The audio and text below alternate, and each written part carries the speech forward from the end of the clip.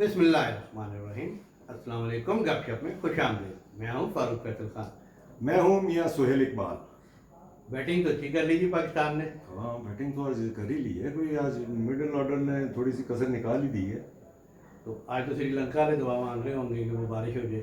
हाँ, अब ये डिपेंड करता है कि बारिश जो है उनकी बैटिंग जो है, अगर 10 15 20 ओवर हो गए तो फिर उस हिसाब से ना वो डुबलस डक वर्थ लीव्स उसके मुताबिक ना कोई एवरेज वूवरेज निकाल के। बहरहाल अभी तक तो यही चांसेस नजर आ रहे हैं कि पाकिस्तान की पोजीशन अच्छी है। बहरहाल अल्लाह सीरीज करे जी पाकिस्तान जीत जाए और हम जो है और मगर फाइनल। अगर फाइनल जो है वो फाइनल वाले दिन में जो है बारिश की प्रोडिक्शन है, वो भले श्रीलंका खेले, भले इंडिया खेले, भले पाकिस्तान खेले। नहीं, हमने तो फाइनल में पहुंचना है ना। अगर वहाँ पे बारिश होगी तो फिर उसका क्या होगा? एक एक पॉइंट तो नहीं ना मिलेगा या जॉइंट डिक्लेयर हो जाएगा। नहीं नहीं नहीं, नहीं, वो फिर मेरा ख्याल है वो सारी एवरेज निकालेंगे और हाँ, उसमें वो फिर एवरेज जो यही है कभी वो। टूर्नामेंट में क्या रही होगी वो हाँ, सारी जो है। जी हाँ। यार आइंदा तो फिर ये बजाय इस तरह वो टास्क कर लिया करें ना। पाकिस्तान और श्रीलंका का मैच है जी, हाँ उस पर वर्ल्ड कप कर लिया करें। हाँ, बस आइंदा से मेरा ख्याल ऐसे ही करना पड़ेगा। ਤੁਸੀਂ ਦਿਓ ਨਾ ਉਹਨਾਂ ਨੂੰ ਫਾਰਮੂਲਾ ਆਪਣਾ ਪੀਸੀਬੀ ਨੂੰ, ਜਾਂ ਬਲਕਿ ਇੰਟਰਨੈਸ਼ਨਲ ਕ੍ਰਿਕਟ ਐਸੋਸੀਏਸ਼ਨ ਜਿਹੜੀ ਹੈ ਕੌਂਸਲ ਹੈ कि टास्क से कर लिया करो। ਟਾਸ ਤੇ ਫੈਸਲਾ ਕਰਾ ਦਿਆ ਕਰੋ ਇੰਡੀਆ ਪਾਕਿस्तान ਦਾ। तो बहरहाल खान साहब, बाकी खबरें शबरें क्या हैं? खबरें खबरें ज़ाहिर है जी। एक तो ओपनिंग में करने पहले आप कोई इंट्रो कोई कोई दे दें, कोई इंट्रो पहले। मेरा ख्याल है कोई थोड़ा सा बता दें, कोई लोगों को, यार ताकि पता हो, नाजरीन को पता हो कि आपने क्या बात करनी है। वरना तो लोग क्या जो बात है करनी थी, जो जेल में आता है उस वक्त जो कर देते हैं। मतलब अब जेल में आपने कहा जी क्या बात करनी है, तो ज़ाहिर है जो सिंध में डेवलपमेंट हो रही है, अच्छा जो सिस्टम जो है हाँ। वो सियासी तौर पर भी टूट रहा है और इंतजामी तौर पर भी टूट रहा है। जी हाँ। और JUI की और उनके साथ MQM के साथ और GDA के साथ जो है। तो बाकी बहरहाल आपको मुबारक हो जी, आपने कह दिया था वो बंदियाल वाला जो है वो रेफरेंस जो है, वो जो उनके एजाज में जो है अशाइया दिया जाता है चीफ जस्टिस के एजाज में, फुल कोर्ट रेफरेंस जो फुल कोर्ट रेफरेंस जिसे कहते हैं, तो वो उसमें मेरा ख्याल है वो कोई उसमें वो तो ले ही नहीं रहे, वो तो हो ही नहीं ना। हाँ, वो उसमें भी कोई वो है, तो हाँ। हमने 20-25 दिन पहले ही कर दिया था। हाँ, भाई वो 2-3 दिन से भी कह रहे थे कि ये मुश्किल है, वो नहीं होगा क्योंकि मुतनाज़ा इतने हुए हैं। हाँ, तो किसी ऐसी तकरीब में वो है, फिर सदाबाद है लीडर इमरान खान साहब, उन्होंने भी जमानतें शमानतें तो होनी हैं। उनके भी कोई है केसेस वगैरह कुछ। और हाँ, CEC लाहौर में बैठी है पीपल्स पार्टी की, कल उसका फैसला होना, मतलब कंक्लूड करनी है। कल पता लगेगा कि जो ये जो लाहौर वाली CEC जो हो रही है, इसमें किसकी पॉलिटिकल राय प्रिवेल करती है, बिलावल भुट्टो की या उसके या अब्बाजी की। या आसिफ अली जरदारी साहब की। क्योंकि जो पिछली CEC हुई थी, चलो उस पर बाद में बात करते हैं ना आप। जी बिस्मिल्लाहिर्रहमानिर्रहीम। सबसे पहले तो मैं अपने नाजरीन से रिक्वेस्ट करूंगा, हमारे चैनल को सब्सक्राइब करें, लाइक करें, कमेंट करें, और इसके साथ साथ जो बेल आइकन है जिसे घंटी और टल्ली भी कहा जाता है, इसका बटन एक दफ़ा ज़रूर प्रेस कर दें ताकि आपको हमारे वीलॉग बर वक्त देखने को मिल सके। तो जी कल का दिन अब आखिरी रह गया चीफ जस्टिस साहब के पास। जी हाँ।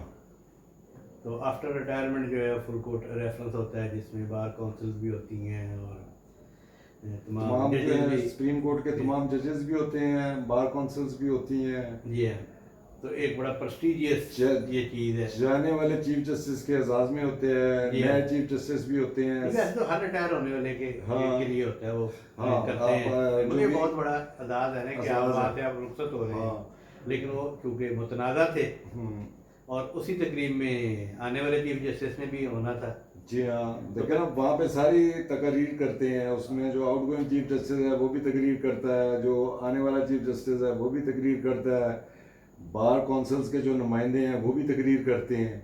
तो मेरा ख्याल है बंदियाल साहब को कोई डर तो नहीं गया भी सारे जने ने मेरे दवाले हुए इन्हें तो कितने जड़ा है कोई मेरी उत्थे लितर बोले ना हो जाए। लेक्चर पूरा नहीं जाहिर है कि मतलब इतना बड़ा फोरम है, वहाँ कोई मतलब ये खुदा ना खास्ता है कोई यूनियन काउंसिल का नहीं कोई खान साहब, इजलास लितर नहीं। बोलने का मेरा मतलब ये तो नहीं है कि वहाँ पे जो है लितर लेके थे उन्हें उठा के मारेंगे, मतलब वो वहाँ नहीं, वो तो तकरीर और वो जो है उस वाले से मैं बात कर रहा वो हूँ। तो तो मतलब- सीरियस दिल से नहीं हाँ लगा। नहीं, वो भी मतलब वो भी बनवदगी पैदा होने का अंदेशा था, इसीलिए उन्होंने फुल कोर्ट रेफरेंस लिया ही नहीं। हाँ। अच्छा, अब क्योंकि एक ये भी रवायत है कि जो रिटायर होने वाले चीफ जस्टिस है वो अपने ब्रदर जजेस को अशाइया देते हैं जाते हुए ना। और इस तरह बार काउंसिल ने बायकाट कर दिए उनके खाने का जी हाँ।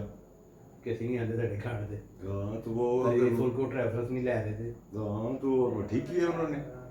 मतलब अब ये तो, मगर ये देख लेना आप, ये लड़ाई की वैसे इनकी कितनी, ये जो आउटगोइंग और इनकमिंग चीफ जस्टिस काजी फायजी साहब, इनके कोई बहुत ज़्यादा ही कोई मेरे ख्याल डिफरेंसेस डेवलप हुए हुए हैं।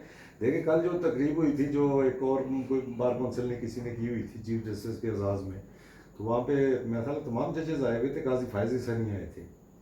अच्छा, वो तो कोई जाती मामला तो नहीं है ना किसी के साथ हाँ। कि कोई इनके कोई इख्तलाफात? हम्म। वो एक आइन की तशरीह पर इख्तलाफात है हम्म।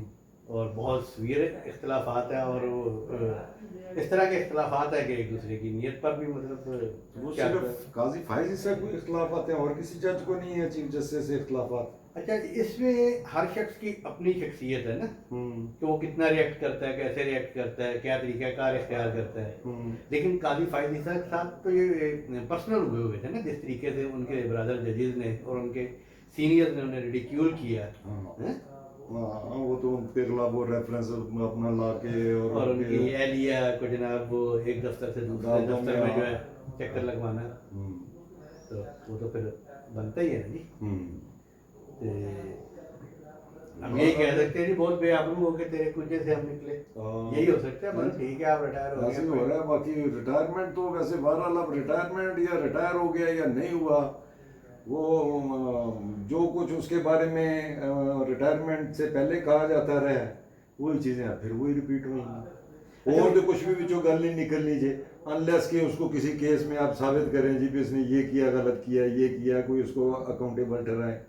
वो शॉर्ट एंड स्वीट आर्डर जारी है नहीं है? नहीं, हाले तक तो नहीं हुआ जी। वो मेरे ख्याल ये, वो मेरे ख्याल ये बिजी हो गए, इसलिए ये फुल कोर्ट में नहीं जा रहे, वो अपना ऑर्डर शार्डर ही लिख रहे होंगे। तो वो वो तो शायद बस- कल वो जारी कर दे। हाँ, वो भी देखते हैं, कल के दिन है। बहरहाल जी, वो अपनी इनिंग्स खेल गए, चीफ जस्टिस के तौर पे भी, जज के तौर पे भी। उनके चाहने वाले भी हैं, उनके फैसलों की तायद करने वाले भी हैं, तनकीद करने वाले भी हैं। अब तारीख ही फैसला करेगी बहरहाल कि वो कैसे जाते हैं। पीटीआई जो है वो मेरे ख्याल ऑलरेडी मायूस तो हो चुकी थी इनसे, तो अब जो है वो पीटीआई जो है वो पता नहीं इनके साथ क्या सलूक करेगी। मायूस तो पहले से हो चुके हैं वो, तो अब तो वो मेरा ख्याल है अब पीटीआई की जो एक उम्मीद होती थी सुप्रीम कोर्ट में, वो कम से कम कुछ महीनों के लिए तो मेरा ख्याल है उनकी उम्मीदों पर पानी फिर गया। अभी आप देखें जैसे ये इमरान खान के केसेस वगैरह चल रहे हैं, वो ज़ाहिर है अभी आहिस्ता आहिस्ता वो आने तो सुप्रीम कोर्ट में ही है ना। अभी जो है उन्होंने वो अपनी बेल अप्लाई की हुई थी ये साइफर केस में, तो वो साइफर केस में जो है उन्होंने भी अप्लाई की हुई थी, शाह महमूद कुरैशी ने भी की हुई थी, और उसमें उन्होंने की हुई थी असद उमर ने। ठीक है, वो असद उमर की तो बेल कंफर्म हो गई है, और इनकी जो है वो बेल जो है वो टर्न डाउन कर दी है, दोनों की, शाह महमूद कुरैशी की और इमरान खान की। जी हाँ।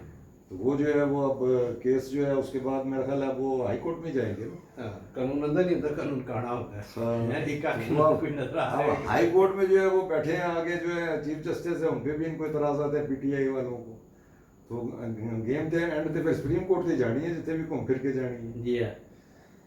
तो बहरहाल जी, अपना लाहौर की बात करें।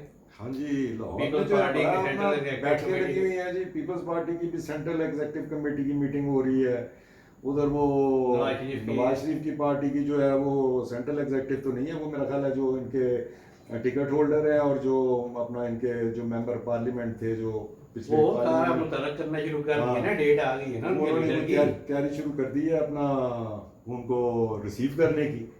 मगर वो जो है हमारे निगरान जो वज़ीर आज़म साहब हैं, वो उनसे पूछा गया जी पे वो क्या वो वापस आ रहे हैं, उनकी तारीख भी आ गई है, तो क्या उनको भी हथकड़ी लगेगी? उन्होंने कहा जी कानून अपना रास्ता खुद ही बनाएगा।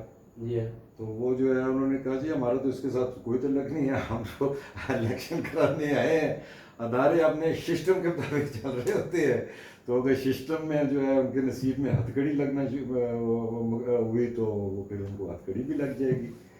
तो बहरहाल अगर ऐसा होता भी है तो उनको हथकड़ी लगवा लेनी चाहिए। ओ भाई, इतने अरसे रुके हुए थे किस लिए? अब देखे ना, कल वो रिटायर हो रहे हैं, हाँ, उसके बाद जो भी उनकी गिरफ्तारी के रास्ते में कानूनी रुकावट है, हाँ, जो चीजें भी हैं, वो चैलेंज हो जाएंगी, अपील हो जाएगी, रिट हो जाएगी। हाँ, जो समझते हैं कि भी वाकई, और अगर आने वाली अदलिया या जिसके आगे वो केस जाएगा, वो ये समझते हैं कि ऐसे ही है, हम्म।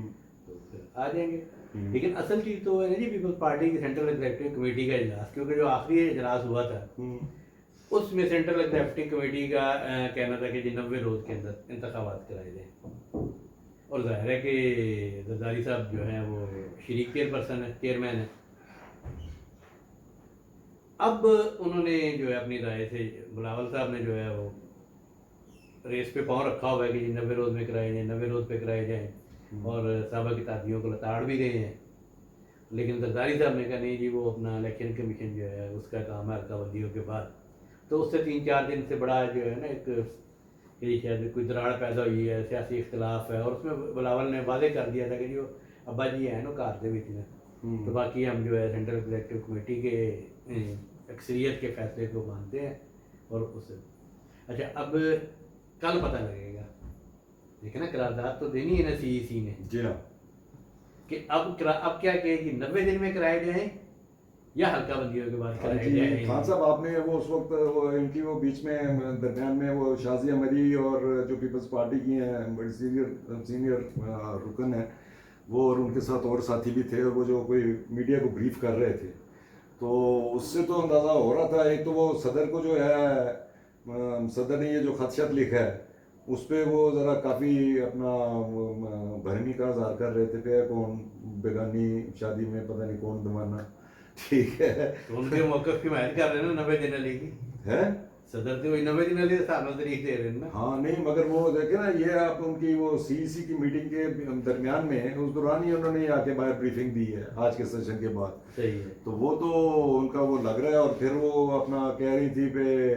इलेक्शन जो है वो तो जाहिर है अब डिलिमिटेशन होनी है तो उसके बाद ही पॉसिबल है आइन के मुताबिक, तो कम से कम इलेक्शन कमीशन को चाहिए तारीख तो दे दे। तो वो मतलब वो भी अब वो इस चीज़ पे आ गए हैं जिस पे सारे हैं भाई, हल्का बंदी होने के बाद वो तारीख देगा ना। हाँ, मगर उनकी बड़ी सीरियस रिजर्वेशन है, जो आज की गुफ्तगू से अंदाज़ा हो रहा था कि हमें जो है लेवल प्लेइंग फील्ड नहीं मिल रही है। जो सिंध में प्रोजेक्ट थे, जो अपना जो जो भी डेवलपमेंटल जो प्रोजेक्ट थे वो चल रहे थे, उन पे हॉल्ट लगा दिया गया है, रोक दिए गए हैं। जी इलेक्शन है तो उससे इलेक्शन इन्फ्लुएंस होता है, और पंजाब में चल रहे हैं, बल्कि पंजाब में कहते हैं जी और भी प्रोजेक्ट अनाउंस हो रहे हैं। तो अगर तो वो ऐसा कह रहे हैं तो ये तो वैसे भी मेरा ख्याल है, बाकी बात तो ठीक है ना, उनकी। निगरान तो कर ही नहीं सकते। और वो प्रोजेक्ट तो चलने चाहिए, प्रोजेक्ट मेरा ख्याल है उस वक्त रुकने चाहिए। हाँ, प्रोजेक्ट चलते रहने चाहिए, हाँ, लेकिन नए नहीं लगाने चाहिए, नए नहीं लग सकते इस दौरान। हाँ, नए नहीं लग सकते, जो चल रहे हैं उनको नहीं रुकना चाहिए, वो तो बिल्कुल चलते रहने चाहिए। तो वो अगर ऐसा है तो ये तो बड़ी ज्यादती वाली बात है। फिर ज़ाहिर है पीपल्स पार्टी को नाराज़गी तो है ना जी उनके, वो उधर अपना काफ़ी जो है अलाइंसेज इर्द गिर्द जो है वो बन रहे हैं, और तो उनको भी तो नज़र आ रहा है भाई सिंध में हमारे साथ ये क्या गेम शुरू हो गई है। जी हाँ, आज बहुत बड़ी डेवलपमेंट हुई है। जी हाँ, और जो एमक्यूएम के साथ जो है ये यूआई लोगों की मीटिंग हुई है, और फारूक सत्तार ने और उन्होंने उनके लीडर क्या वो सोमरो साहब जो इनके JUI के हैं, सेनेटर भी हैं। जी हाँ, और अब ये देखे ना उन्होंने इशारा किया है GDA, हाँ एमक्यूएम हाँ और JUI। हाँ, अब देखे ना, इनको एमक्यूएम को कराची में मजहबी वोटर की ज़रूरत है। एमक्यूएम जो है उसकी तहरीक इंसाफ के साथ भी, फिर अब जमात इस्लामी भी जितनी मुतहर्रक है, और पीपल्स पार्टी के साथ भी। तो उन्हें JUI का कारकुन वहाँ पे कराची में और उनकी तंजीम बहुत मुनज़्ज़म अंदाज में मौजूद है। अच्छा, GDA को इंटीरियर सिंध को सपोर्ट चाहिए, GDA के जो लोग हैं, तो JUI इंटीरियर सिंध में भी जो है। हाँ, तो वो तो फरूक सत्तार कह रहे थे, वो कह रहे थे जी सिंध में ये सबसे बड़ी इंटीरियर सिंध में सबसे बड़ी जमात है, वो उनके साथ खड़े होकर कह रहे थे JUI के सेनेटर के साथ। चलो सबसे बड़ी भी नहीं होगी, मगर उनकी अच्छी अच्छी पॉकेट्स हैं, बहुत बड़ी बड़ी अच्छी पॉकेट्स हैं। सर जी, उन लाड़काना में उनके कैंडिडेट ने मैं कोई 80,000 से ऊपर वोट ले चुका है। हाँ हाँ, कि इंटीरियर सिंध में एक ये अब जो सारा जो है ना, ये सारा पीपल्स पार्टी का जो नुकसान पहुंचेगा अगर ये अलायंस बनते जो उन्होंने अनाउंस कर दिया, और तकरीबन इंतखाबी अलायंस है ये GDA, MQM और JUI। ये तो बन गया है। जी हाँ, बाकी इसमें नून ने दाखिल होना है। जी हाँ, हाँ जी, तो सिंध में तो फिर वाकई पीपल्स पार्टी के लिए बहुत प्रॉब्लम है। फिर उनके जो वो जो सारा सेटअप था ब्यूरोक्रेसी का, ये वो जो सिस्टम था उस पर क्रैकडाउन आ गया तो पीपल्स पार्टी तो चीखेगी। जी हाँ, उसके जो है ना सारे सिस्टम जो है ना वो खतरे में जा रहे हैं। हाँ। और ये एक जो है बहुत बड़ी वजह थी जरदारी साहब की जो है ना। तो इसीलिए अब उन्होंने कायल करना है इनको, अपनी पार्टी को, कि सिस्टम के साथ नहीं लड़ते, सिस्टम के साथ लड़ोगे तो अपने सिस्टम भी ख़त्म हो जाएंगे। तो इजाज़त लें आप इनसे। ठीक है जी, आज तक के लिए इतना ही काफ़ी। कल इंशाल्लाह फ्रेश वीलॉग के साथ फिर हाजिर खिदमत होंगे। इजाज़त दीजिए, अल्लाह हाफिज़। अल्लाह।